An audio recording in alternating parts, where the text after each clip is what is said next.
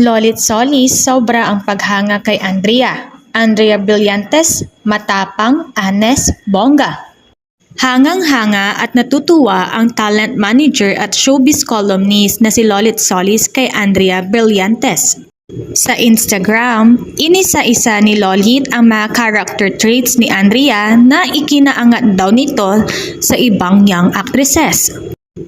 Very upfront siya basta gusto niya gawin, ginagawa niya. Hindi siya tulad ng ibang artista na takot na baka mapintasan.